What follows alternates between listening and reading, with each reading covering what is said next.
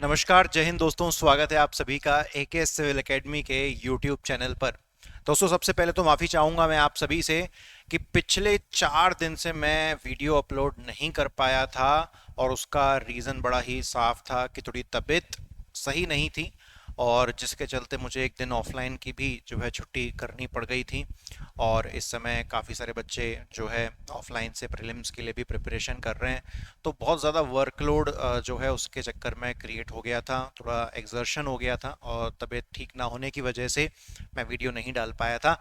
अन्यथा ये जो सीरीज है हमारी संभावित प्रश्न वाली, एक्सपेक्टेड क्वेश्चंस वाली, इसमें मैंने टारगेट 40 वीडियो का रखा है। मतलब एट लास्ट अगर मैं आपको उसकी जानकारी दूं तो अभी तक ये समाप्त तो हो जाती है आने वाले 1-2 दिन में। लेकिन कोई दिक्कत नहीं, इससे पहले 34 लेक्चर्स ऑलरेडी हो चुके हैं, तो उम्मीद करता हूं कि उसको आपने बहुत ही अच्छी तरीके से अटेंड किया होगा। और आप सभी ने काफ़ी प्यार दिया है इस सीरीज को। अपने आप में बिल्कुल यूनिक सीरीज है। मुझे ऐसे काफ़ी सारे रिव्यूज़ मिले कि जहां पर वो बताते हैं, स्टूडेंट्स के ओपिनियंस आते हैं कमेंट सेक्शन में, कि सच में बिल्कुल हटके है, कि कम समय में बहुत सारा काम जो है हमको इसमें देखने को मिल जाता है। और आज इस 35 नंबर की इस वीडियो में 5 वीडियो इसके बाद और आएंगी, तो आपका प्रीलिम्स का जो 23 जून को जो एग्ज़ाम है उसके 10-12 दिन पहले ये सीरीज जो है समाप्त तो हो चुकी होगी। ठीक है दोस्तों। तो आज इस 35th नंबर के लेक्चर में मैं आपसे क्या डिस्कस करने वाला हूं कि 2024 में खबरों के अंदर, न्यूज के अंदर जो पॉलिटी की खबरें रही हैं हमारे एमपीपीएससी प्रीलिम्स के नजरिए से, उसको मैं डिस्कस करूंगा। और इससे जस्ट पहले मैंने ऐसी ही एक वीडियो शेयर करी थी इसी सीरीज के अंदर, 34 नंबर का पार्ट, जहां पर मैंने ज्योग्राफी इन न्यूज के बारे में डिस्कस किया था। क्योंकि अक्सर जो जनरल स्टडीज के बड़े बड़े सब्जेक्ट होते हैं, हिस्ट्री, ज्योग्राफी, पॉलिटी, तो हिस्ट्री का तो मैं नहीं कहूंगा कि हिस्ट्री इतनी ज्यादा न्यूज में नहीं रहती, लेकिन ज्योग्राफी और पॉलिटी काफी ज्यादा न्यूज में रहती है। और जिसके चलते उसी से संबंधित टॉपिक हमको प्रीलिम्स में देखने को मिलते हैं। बस हमको पता नहीं चल पाता कि ये टॉपिक क्यों आया है इस बार, क्योंकि ये कहीं ना कहीं इनडायरेक्टली न्यूज में, खबर में चल रहा था। तो आज ऐसे ही कुछ क्वेश्चंस मैं आपके साथ डिस्कस करूंगा। बहुत ही मजा आएगा आज की इस वीडियो में, मैं मतलब प्रॉमिस है। ना मजा आया तो कमेंट सेक्शन में बता देना। देखो भाई, आज एक काम करते हैं, आज थोड़ा रिवर्स में काम स्टार्ट करते हैं। मतलब जो क्वेश्चन लास्ट में लगा हुआ है पहले हम उसको जो है यहां पर करेंगे। ठीक है, यहां से हम स्टार्ट करते हैं, क्योंकि ये क्वेश्चन ऑलरेडी मैं समझता हूं कि आप सभी ने कहीं ना कहीं देख पढ़ लिया डेफिनेटली होगा। बस उसको थोड़ा सा और मजबूताई देने के लिए इसको हम यहां पर डिस्कस कर रहे हैं। तो दोस्तों, ये क्वेश्चन क्या पूछता है? ये क्वेश्चन पूछता है कि रिसेंटली, हाल ही में, मध्य प्रदेश हाई कोर्ट के मुख्य न्यायाधीश यानी कि चीफ जस्टिस के पद पर किसे नियुक्त किया गया है, किसे अपॉइंट किया गया है? तो ये 4 विकल्प अलग अलग जजेस के आपके सामने हैं। तो मध्य प्रदेश की जो हाई कोर्ट है उसके नए चीफ जस्टिस जो है कौन बने हैं, नए मुख्य न्यायाधीश कौन बने हैं? आइए विकल्प एक बार चेकआउट करते हैं। अगर आपको सही जवाब पता है तो अपने मन में जरूर उसका सही जवाब दें। क्या वो जस्टिस संजीव सचदेवा हैं, न्यायमूर्ति संजीव सचदेवा? क्या ये जस्टिस रवि मलिमथ हैं?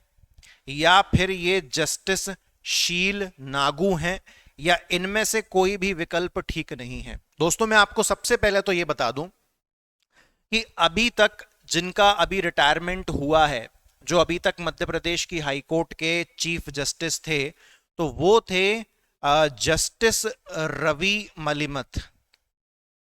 ये कौन थे? तो ये वो थे जो जिनका हाल ही में क्या हुआ है, जिनका हाल ही में रिटायरमेंट हुआ है मध्य प्रदेश की हाई कोर्ट से। कौन से पद पर रहते थे? चीफ जस्टिस के पद पर, मुख्य न्यायाधीश के पद पर थे, लेकिन अब ये रिटायर हो गए हैं। ठीक है, तो ये आपको जो रिटायर हुए हैं उनका भी पता होना चाहिए। उसके बाद जब इनका रिटायरमेंट हुआ था तो उसी दौरान खबर आई थी कि मध्य प्रदेश की हाई कोर्ट में एक्टिंग चीफ जस्टिस बिठा दिए गए हैं। कौन से वाले? मतलब जो परमानेंट मुख्य न्यायाधीश होते हैं वो नहीं, एक्टिंग वाले। जब तक परमानेंट ना आ जाए तब तक एक्टिंग वाले, है ना, कार्यक न्यायाधीश जिसे हम कहते हैं। तो तब जो आंसर हमको मिला था वो मिला था जस्टिस शील नागू। यानी कि जो शील नागू जी थे, इनको मध्य प्रदेश हाई कोर्ट का क्या बनाया गया था? इनको मध्य प्रदेश हाई कोर्ट का एक्टिंग चीफ जस्टिस बनाया गया था। क्या बनाया गया था? एक्टिंग चीफ जस्टिस, कार्यवाहक मुख्य न्यायाधीश इनको बनाया गया था। लेकिन फिर फाइनली जो खबर आई थी कि भैया अब फाइनली किसको एमपी हाई कोर्ट का परमानेंट चीफ जस्टिस, मतलब परमानेंट तो कुछ नहीं होता, लेकिन अब एक्टिंग वाले जब चले गए तो उनकी जगह फिर फाइनली एक परमानेंट पोजीशन पर मध्य प्रदेश हाई कोर्ट के वर्तमान के चीफ जस्टिस कौन हैं? तो दोस्तों उनका नाम है संजीव सचदेवा। क्या नाम है? संजीव सचदेवा इनका नाम है। और मैं आपको बता दूं कि इनका ट्रांसफर कहां से होके आया है, तो इनका ट्रांसफर होके आया है दिल्ली हाई कोर्ट से। जी हां, कहां से इनका ट्रांसफर हुआ है? तो दिल्ली की हाई कोर्ट से इनका ट्रांसफर हुआ है। और अब आपको याद रखना है आने वाले सालों के लिए कि न्यायमूर्ति Sanjeev Sachdeva is now the chief justice of MP high court. Okay, चलिए याद रखिए इसको बढ़िया तरीके से। अगले प्रश्न पे हम लोग पढ़ते हैं आगे। अगला प्रश्न क्या कहता है? अरे भैया अगला प्रश्न तो बहुत ही ज्यादा हॉट टॉपिक है। बीजेपी ने ऑपोजिशन यानी कि विपक्ष दल के नेता तो हटा दिए, कंपटीशन खत्म कर दिया, मध्य प्रदेश में जीरो की विकल्प ही नहीं है, बीजेपी को ही वोट डालना पड़ेगा। परंतु जनता के पास एक और विकल्प होता है और इंदौर की जनता ने भर चढ़ के उसका हिस्सा लिया है, और वो होता है नोटा। नोटा मतलब नन ऑफ द अबव, कि ऊपर दिए हुए किसी दल को हम वोट नहीं देना चाहते। तो बहुत से युवाओं ने, खास तौर पर जहां पर भर्तियां रोकी गई, एजुकेशन सेक्टर में भर भर के भ्रष्टाचार किया गया मध्य प्रदेश सरकार के द्वारा। उत्तर प्रदेश सरकार में पेपर लीक हुआ, उत्तर प्रदेश सरकार ने युवाओं को भर्तियां नहीं दी, बेरोजगारी चरम सीमा पर है, और वही सेम हाल मध्य प्रदेश में भी है। परंतु उत्तर प्रदेश की जनता ने जवाब दे दिया सरकार को हरा के, लेकिन मध्य प्रदेश में ऐसा कुछ नहीं हो पाया। यहाँ पर तो विपक्ष था ही नहीं, तो वोट डालें तो डालें किसी और को, तो विकल्प ही नहीं है, ना चाहते हुए बीजेपी को डालना पड़ा। तो लेकिन जनता के पास एक और विकल्प कौन सा था? नोटा। कि भैया हम तो किसी को वोट नहीं देंगे, हम तो बीजेपी को भी वोट नहीं दे रहे, हम तो नोटा पर दबाएंगे, हमारा वोट किसी को नहीं जाएगा। तो रिकॉर्ड तोड़ नोटा का बटन दबाया गया है इंदौर में। तो इलेक्शंस के इस माहौल में ये कोई चुनावी मसला नहीं है, ये नोटा जो है वो पढ़े लिखे विद्यार्थियों का ही टॉपिक है। तो क्वेश्चन बड़ा सिंपल सा है, एमपीपीएससी फैक्चुअल क्वेश्चन पे बहुत ध्यान देती है, तो उसी नजरिए से है कि जो नोटा का ऑप्शन है, इसमें इस नोटा के ऑप्शन को इंडिया में सबसे पहली बार किस वर्ष में मतलब स्टार्ट किया गया था? तो क्या इसको 2011 में स्टार्ट किया था, क्या 2012 में स्टार्ट किया था, क्या 2013 में स्टार्ट किया था, या 2014 में स्टार्ट किया था? और एमपीपीएससी के प्रीलिम्स एग्जाम की खासियत यही है, क्वेश्चन दिखता सरल है लेकिन जाते जाते गलत हो जाता है, ना जाने क्यों।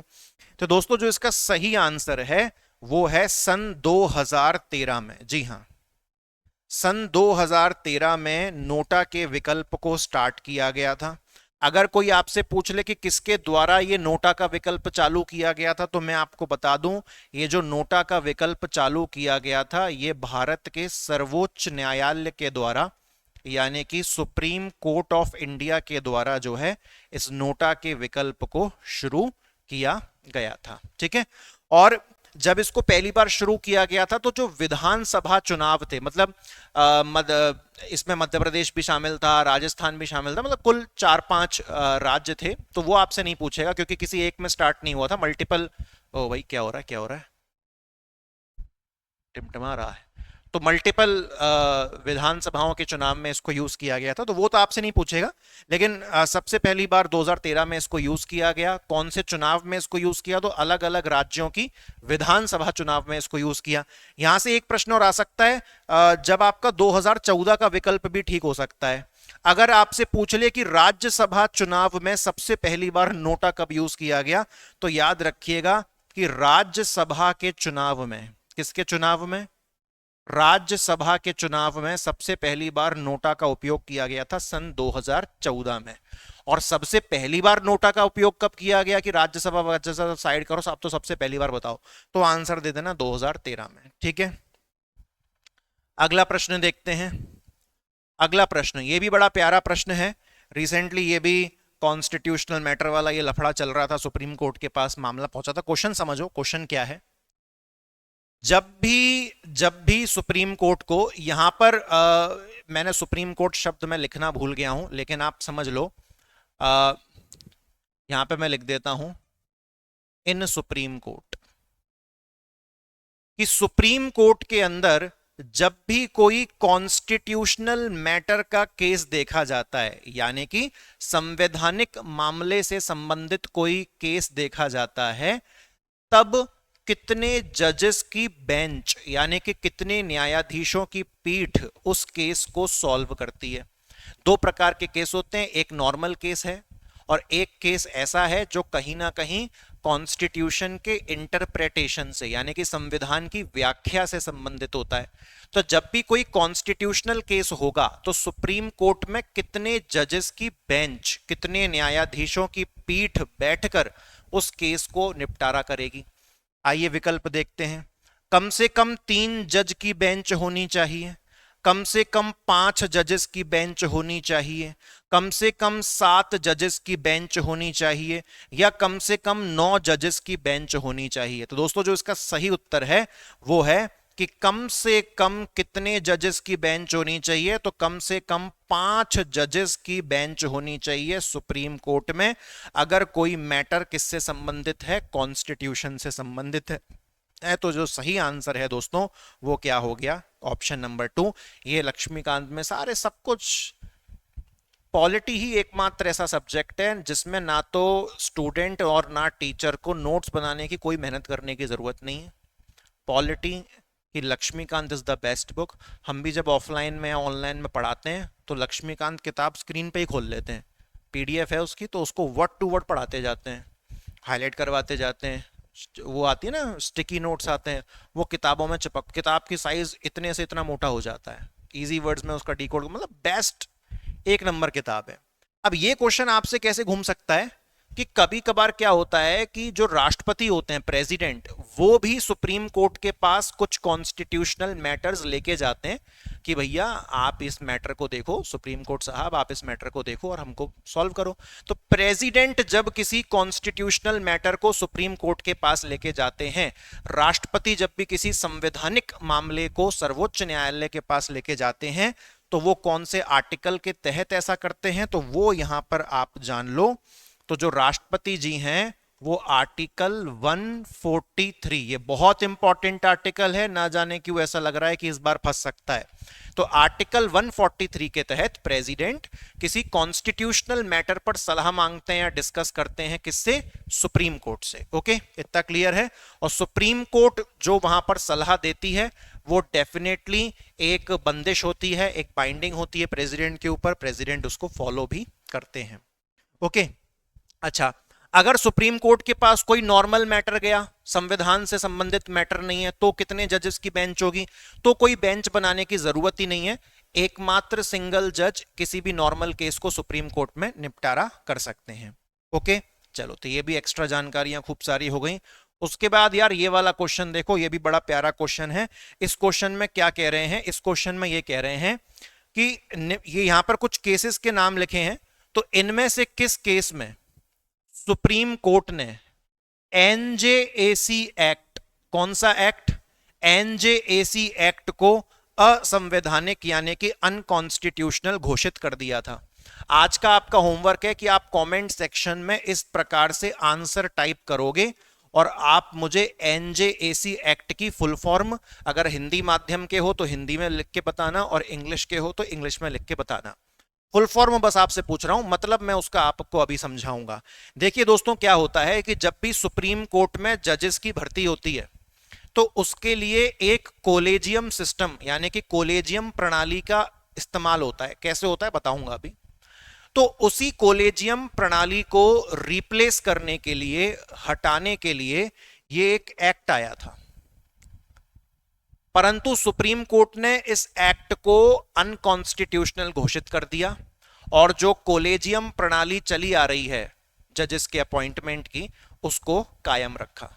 तो सबसे पहले तो आपसे यह पूछ रहा है कि ये जो एनजेएसी एक्ट है, पहले इसका थोड़ा सा मतलब मैं आपको समझा देता हूं। एनजेएसी जो एक्ट है ना, एनजेएसी एक्ट दोस्तों कब आया था, तो एनजेएसी एक्ट जो आया था वो सन 2014 में आया था। कब आया था? 2014 में। इसके लिए एक्ट भी आया था और उसी टाइम पर एक अमेंडमेंट भी आया था कॉन्स्टिट्यूशन में, वो भी मैं आपको बता देता हूं। वो था 99th कॉन्स्टिट्यूशनल अमेंडमेंट एक्ट, संविधान संशोधन अधिनियम 2014। तो ये दोनों एक साथ आए थे, ये एक्ट भी उसी टाइम पे आया था, ये संविधान संशोधन भी उसी वक्त हुआ था। अब इस एक्ट के तहत क्या है, एनजेएसी एक्ट के तहत इन्होंने एक कमीशन तैयार किया, इन्होंने एक कमीशन तैयार किया जिसका नाम था एनजेएसी कमीशन। इसी की फुल फॉर्म में आपसे कमेंट में पूछना चाह रहा हूं। तो एनजेएसी कमीशन किसकी रिप्लेस करेगी? कोलेजियम सिस्टम को रिप्लेस करेगी। और अब सुप्रीम कोर्ट में जजेस की जो भर्ती होगी वो कोलेजियम प्रणाली के अनुसार नहीं होगी, वो इस आयोग के द्वारा की जाएगी। ऐसा फैसला आया 2014 में, पार्लियामेंट ने एक्ट पास करवाया। परंतु सुप्रीम कोर्ट ने कहा कि तुम सुप्रीम कोर्ट से कोलेजियम सिस्टम छीन रहे हो और अपॉइंटमेंट करने की पावर एक आयोग के हाथों में सौंप रहे हो, तो ये कहीं ना कहीं सुप्रीम कोर्ट की इंडिपेंडेंस को, उनकी स्वतंत्रता को तोड़ता है। और इसी कारणवश सुप्रीम कोर्ट ने एनजेएसी नाम के इस कमीशन को क्या घोषित कर दिया? अनकॉन्स्टिट्यूशनल, यानी कि असंवैधानिक घोषित कर दिया। आइए समझते हैं कौन से केस के अनुसार। फर्स्ट जज केस, सेकंड जज केस, थर्ड जज केस, फोर्थ जज केस। तो कौन सा केस था वो? तो दोस्तों वो केस का नंबर था फोर्थ जज केस 2015। जी हां, फोर्थ जज केस 2015 के अनुसार सुप्रीम कोर्ट ने एनजेएसी नामक कमीशन को, आयोग को क्या घोषित कर दिया? अनकॉन्स्टिट्यूशनल घोषित कर दिया। अब ये क्वेश्चन आपको एक चीज और सिखाता है कि ईयर याद कर लो। पहला जज केस कब आया, सेकंड जज केस कब आया, थर्ड जज केस कब आया, और चार जज केस, फोर्थ जज केस कब आया। और यही बस फोर्थ तक ही इसको हम पढ़ते हैं। लक्ष्मीकांत अगर आपने कभी भी अच्छे से ईमानदारी से पढ़ी है तो आपको समझ में आएगा। और इसीलिए जिस भी मतलब 2023 में, 2022 में, इस साल 2024 में हम हमेशा जब भी हम क्लासेस में लक्ष्मीकांत पढ़ाते हैं ना वर्ड टू वर्ड, हमको कम से कम 100 लेक्चर का इन्वेस्टमेंट होता है। हर लेक्चर वहां पर 2 घंटे से कम का नहीं होता, तो बहुत समय लगता है, लेकिन चीज फिर अंत में इतनी बढ़िया बेहतरीन निकल के आती है कि मजा आ जाता है। ठीक है, तो फोर्थ जज केस इसका जो है सही आंसर है। अब थोड़ी सी और जानकारी अगर आप लेना चाहते हो तो थोड़ी सी और जानकारी आप ले लो। मैंने आपको क्या बताया था? मैंने आपको बताया था कि एक होती है कोलेजियम प्रणाली। क्या होती है? एक कोलेजियम प्रणाली होती है जिसको हम कहते हैं कोलेजियम सिस्टम। होता क्या था? थोड़ी सी एक बैकग्राउंड हिस्ट्री सुन लो, आपको हो सकता है पूरा सुप्रीम कोर्ट चैप्टर ही यहां पर हाथों हाथ समझ में आ जाए। कि सुप्रीम कोर्ट के अंदर जो जजेस की भर्ती होती है, सुप्रीम कोर्ट की भर्ती नहीं, नियुक्ति कहूंगा, सुप्रीम कोर्ट के अंदर जजेस का जो अपॉइंटमेंट होता है, जजेस की जो नियुक्ति होती है, आपको पता है वो किसके द्वारा होती है? तो दोस्तों वो होती है प्रेसिडेंट के द्वारा। किसके द्वारा होती है अपॉइंटमेंट? प्रेसिडेंट के द्वारा सुप्रीम कोर्ट में जजेस का क्या होता है? अपॉइंटमेंट होता है। और प्रेसिडेंट ये अपॉइंटमेंट करने के लिए सुप्रीम कोर्ट के चीफ जस्टिस से कंसल्ट करता है। तो ये जो शब्द है ना कंसल्ट, सलाह लेना, परामर्श करना, तो इसके मतलब पे बड़ा विवाद खड़ा हुआ था। तो सुप्रीम कोर्ट का ये जो फर्स्ट जज केस था ना 1982 का, इसमें सुप्रीम कोर्ट ने ये कहा कि ये कंसल्टेशन का मतलब ऐसे ही है, मतलब जो भी सलाह चीफ जस्टिस देंगे वो प्रेसिडेंट के ऊपर बाइंडिंग नहीं है। तो इसमें इन्होंने क्या कह दिया कि जो कंसल्टेशन शब्द है वो बस ऐसे ही एक सलाह है, यानी कि बंदिश नहीं है, बाध्यकारी नहीं है वो सलाह, बाइंडिंग नहीं है। परंतु फिर अपने इस फैसले को सुप्रीम कोर्ट ने बदल दिया। कब? सेकंड जज केस 1983 में सुप्रीम कोर्ट ने अपना ही फैसला बदल दिया और क्या बोला कि भैया जो प्रेसिडेंट साहब हैं उनको किससे सलाह लेनी पड़ेगी? चीफ जस्टिस ऑफ इंडिया या सुप्रीम कोर्ट के चीफ जस्टिस, दोनों बात एक ही है। प्रेसिडेंट को चीफ जस्टिस ऑफ इंडिया से सलाह लेनी पड़ेगी और यह सलाह प्रेसिडेंट के ऊपर बंदिश होगी। और चीफ जस्टिस ऑफ इंडिया को खुद भी 2 सुप्रीम कोर्ट के सीनियर जज से सलाह लेनी पड़ेगी, यानी कि इनको इससे और इनको इससे सलाह लेनी पड़ेगी। जब तीसरा जज केस आया तो सुप्रीम कोर्ट ने फिर इसमें संशोधन किया और क्या बोला कि प्रेसिडेंट किससे एडवाइस लेंगे? चीफ जस्टिस ऑफ इंडिया, और chief justice of India advice लेंगे आगे 4 वरिष्ठ न्यायाधीश यानी कि 4 सीनियर मोस्ट सुप्रीम कोर्ट जज। तो ये जो 4 जजों से सलाह लेने का कॉन्सेप्ट है, इसी को हम कोलेजियम प्रणाली कहते हैं। और इसी को पार्लियामेंट हटाना चाह रही थी, तो सुप्रीम कोर्ट ने धरा लिया और बोला कि भैया तुम इसको हटा दो, फेंक दो, बेकार है, ये हमारी स्वतंत्रता को छीन रहा है, हम तो इसको आने नहीं देंगे। तो आज भी कोलेजियम सिस्टम चलता है। ठीक है, तो उम्मीद करता हूं कि आपको क्लियर कट जो है मामला समझ में आ गया होगा। अरे भैया, आज का सबसे इंपॉर्टेंट क्वेश्चन में से एक है, इसको तो घना इंपॉर्टेंट लिख लो। ठीक है, इंपॉर्टेंट है। क्या बोलता है कि आप लोग सुनते आ रहे हो इंडियन पीनल कोड, भारतीय दंड संहिता, भारतीय दंड संहिता शॉर्ट में क्या कहते हो, आईपीसी। अब इसको रिप्लेस कर दिया गया है, इसकी जगह कुछ और नाम आ गया है, तो वही नाम आपको ऑप्शन में दिया गया है। ये नाम देख लो क्या क्या लिखा है, नागरिक सुरक्षा संहिता, नागरिक सुरक्षा संहिता। इंग्लिश वाले ये मत कहना कि सर आपने हिंदी को प्रॉपर इंग्लिश में नहीं किया, जी नहीं। जैसे नीति आयोग को अंग्रेजी में भी नीति आयोग कहते हैं और हिंदी में भी नीति आयोग कहते हैं, ऐसे ही इसके नाम इंग्लिश में और हिंदी में सेम ही रखे हैं अब सरकार ने। तो आपको ये बताना है कि आईपीसी, इंडियन पीनल कोड की जगह इनमें से किसने ले ली है, मतलब नामकरण कर दिया गया, नाम बदल दिया गया बेसिकली। तो क्या नाम रख दिया गया है आईपीसी का? क्या नागरिक सुरक्षा संहिता रख दिया गया है? क्या भारतीय न्याय संहिता रख दिया गया है? क्या भारतीय साक्ष्य अधिनियम रख दिया गया है? या फिर राष्ट्रीय दंड अधिनियम रख दिया गया है? सबसे पहली फुर्सत में तो हम इसको कट कर देते हैं, ये बिल्कुल गलत है और सबसे ज्यादा कंफ्यूजन यही क्रिएट करेगा, क्योंकि इंडियन पीनल कोड का आप हिंदी में अनुवाद करते थे तो दंड शब्द बीच में आता था। तो जब आप यहां पर दंड शब्द व्यक्ति देखेगा तो कंफ्यूज हो जाएगा, तो ये जानबूझ के कंफ्यूजन के लिए है, इसीलिए हमने इसको काट दिया है। ठीक है, इसका दोस्तों जो सही विकल्प है वो क्या है? वो है ऑप्शन नंबर 2। जी हां, ये जो भारतीय न्याय संहिता है, इसे ये किसका नाम हो गया? आईपीसी। यानी कि अब आईपीसी इंडियन पीनल कोड नहीं कहा जाएगा, भारतीय दंड संहिता नहीं कहा जाएगा, क्या कहा जाएगा? भारतीय न्याय संहिता। और ये लागू कब से होगा? ये लागू कब से होगा वो भी मैं आपको बताऊंगा अभी। एक और समझ लो, पहले हमारे पास क्या चलता था? सीआरपीसी, इंग्लिश में कहते थे क्रिमिनल प्रोसीजर कोड। ठीक है ना, क्रिमिनल प्रोसीजर कोड। ओके, अब सीआरपीसी की जगह कौन लेगा? सीआरपीसी की जगह लेगा नागरिक सुरक्षा संहिता। मतलब अब सीआरपीसी को भी रिप्लेस किया जा रहा है। ओके, एक चीज और सुन लो, पहले एक एक्ट चलता था भारतीय साक्ष्य अधिनियम, यानी कि इंडियन एविडेंस एक्ट। भारतीय साक्ष्य अधिनियम, इंडियन एविडेंस एक्ट। अब इसका भी नाम बदल के क्या कर दिया गया है? अब इसका नाम कायदे से कुछ बदला नहीं है। इंडियन एविडेंस एक्ट को हिंदी में बोलते थे तो क्या बोलते थे? भारतीय साक्ष्य अधिनियम। तो अब इसका नाम अंग्रेजी में भी भारतीय साक्ष्य अधिनियम कर दिया। मतलब अगर आप देखो तो अंग्रेजी में पहले ये कहते थे, अब इसको अंग्रेजी में यही कहना पड़ेगा, मतलब इसका भी नामकरण हो गया है। तो भारतीय साक्ष्य मतलब एविडेंस, प्रूफ। तो इंडियन एविडेंस एक्ट का नाम ये हो गया, आईपीसी का नाम ये कर दिया गया है, और सीआरपीसी का नाम ये कर दिया गया है। और ये सारे के सारे जो बदलाव हैं ये कब से लागू होंगे? तो तारीख सुन लो, तारीख है 1 जुलाई 2024, यानी कि जब प्रीलिम्स देके आ जाओगे जून में। है बहुत इंपॉर्टेंट चीज है, और खबर है दिसंबर 2023 की, तो बहुत ज्यादा इंपॉर्टेंट है। पॉलिटी के नजरिए से आप बता दो, खुद दिल पे हाथ रख के बता दो इंपॉर्टेंट है कि नहीं, आपको खुद ही आंसर मिल जाएगा।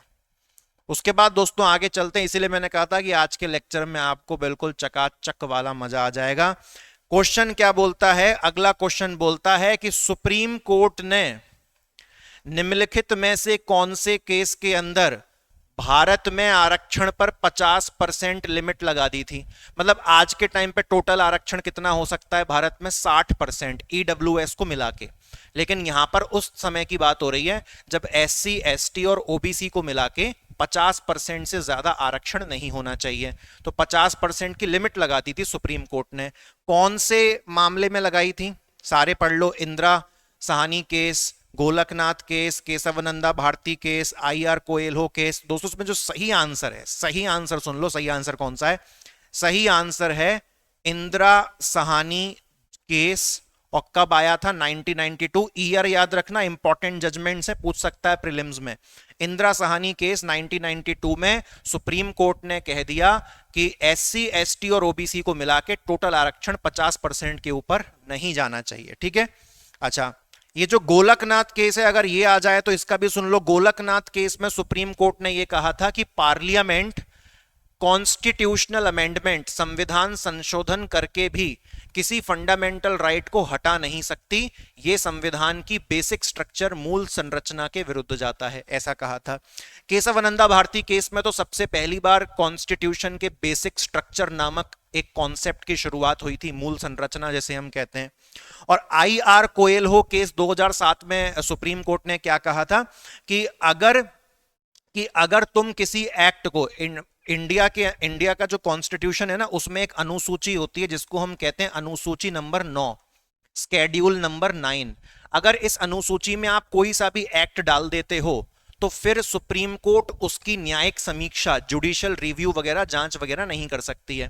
परंतु सुप्रीम कोर्ट ने कहा कि कल को अगर तुम कोई ऐसा एक्ट बना देते हो जो संविधान के बेसिक स्ट्रक्चर के अगेंस्ट जा रहा है, मूल संरचना के अगेंस्ट जा रहा है, तो फिर तो उसको डिलीट करना ही चाहिए। लेकिन तुमने चालाकी क्या करी, तुमने उस एक्ट को अनुसूची नंबर 9 में डाल दिया, ये सोच के कि अब तो सुप्रीम कोर्ट चेक ही नहीं कर पाएगी। तो ऐसा नहीं हो सकता। अगर कोई भी एक्ट कॉन्स्टिट्यूशन के बेसिक स्ट्रक्चर के अगेंस्ट गया, मूल संरचना के विरुद्ध गया, तो भले ही तुम उसको शेड्यूल 9 में भी डाल दो, फिर भी हमारी न्यायिक समीक्षा से, हमारी नजर से, हमारे जुडिशियल रिव्यू से तुम उसको बचा नहीं सकते। तो ये आईआर कोएल्हो केस में सुप्रीम कोर्ट ने कहा था। परंतु हमारा क्वेश्चन 50% लिमिट ऑफ रिजर्वेशन पे था, तो उसका जो सही आंसर था दोस्तों वो क्या था? इंदिरा साहनी केस। अभी ये रिजर्वेशन का लफड़ा भी बहुत चल रहा है, तो ये क्वेश्चन भी इंपॉर्टेंट है और बाकी सारे भी इसलिए आपको समझा दी है। आज का लास्ट क्वेश्चन देखते हैं दोस्तों। लास्ट क्वेश्चन, अभी रिसेंटली आर्टिफिशियल इंटेलिजेंस की कुछ खबरें चल रही थी न्यूज में कि आर्टिफिशियल इंटेलिजेंस कहीं ना कहीं जो है हमारी प्राइवेसी जो होती है ना, तो उसको कहीं ना कहीं वो छीन लेती है। हमारी जो निजता होती है, जो प्राइवेसी होती है, उसको कहीं ना कहीं छीन लेती है। तो वहीं से पॉलिटिका एक क्वेश्चन बना कि इंडिया में जो राइट टू प्राइवेसी है, निजता का अधिकार, हो सकता है आपने आज से पहले ये राइट कभी सुना ही ना हो, पूरे फंडामेंटल राइट पढ़ के बैठे हो, लेकिन राइट टू प्राइवेसी कभी सुना ही नहीं है। और सही सोच रहे हो अगर आपने नहीं सुना, क्योंकि हमारे कॉन्स्टिट्यूशन में राइट टू प्राइवेसी नाम की ऐसी कोई चीज है ही नहीं। इनडायरेक्टली ये किसी ना किसी आर्टिकल के अंदर आता है। तो वही पूछा जा रहा है कि कौन से आर्टिकल में आता है राइट टू प्राइवेसी। तो देखो भैया 19 में तो आता नहीं है, 19 हटा दो, क्योंकि 19 में तो अपने 6 अधिकार और आते हैं 19 के अंदर, कि तुम संगठन बना सकते हो, एसोसिएशन बना सकते हो, फ्रीडम ऑफ स्पीच कर सकते हो, घूम सकते हो। तो ये राइट टू प्राइवेसी जैसी तो कोई चीज नहीं थी, है ना। आर्टिकल नंबर 20 में क्या आता है? आर्टिकल नंबर 20 में आता है कि अगर तुम किसी केस में दोषी पाए गए हो, कन्विक्ट पाए गए हो, तो तुम्हारे पास क्या क्या अधिकार अभी भी मौजूद हैं कि तुम्हें एक ही अपराध के लिए दोहरी सजा वगैरह नहीं दी जा सकती। याद आ रहा? पूरा तो फंडामेंटल रिवाइज नहीं करवाऊंगा। तो ये दोहरी सजा वाला और वो दोषी पाए गए वो वाला है, तो यहां पे प्राइवेसी का कोई जिक्र नहीं था। उसके बाद आर्टिकल 22 बात करता है कि जब पुलिस तुमको अरेस्ट कर लेती है या हिरासत में ले लेती है, तब तुम्हारे पास क्या क्या अधिकार मौजूद हैं। तो बच कौन सा गया? आर्टिकल 21। तो अगर आपको बाकी के सारे पता है ना, तो भी आप सही आंसर पे पहुंच जाओगे। आर्टिकल 21 क्या कहता है? आर्टिकल 21 आपकी लिबर्टी की बात करता है, राइट टू लिबर्टी की बात करता है आपकी, ठीक है। तो आपकी जो लिबर्टी है, आपकी जो बेसिकली स्वतंत्रता है, तो वो उसी के अंदर ही तो आपकी प्राइवेसी आती है। आप स्वतंत्र रहोगे तभी तो आपकी प्राइवेसी आपको महसूस होगी। तो इनडायरेक्टली इंडिया के आर्टिकल नंबर 21 में आपका राइट टू प्राइवेसी जो है छुपा हुआ है, ठीक है। तो दोस्तों उम्मीद करता हूं कि आज का ये लेक्चर आपको पसंद आया होगा। और 35 लेक्चर इस सीरीज में हो चुके हैं, बस 5 लेक्चर और आएंगे और जैसे ही 40 लेक्चर समाप्त हो जाएंगे तो प्रीलिम से पहले ये सीरीज भी हो जाएगी आपके लिए 100% तरीके से डन। आज के लिए मुझे इजाजत दीजिए। Thank you very much. जय हिंद।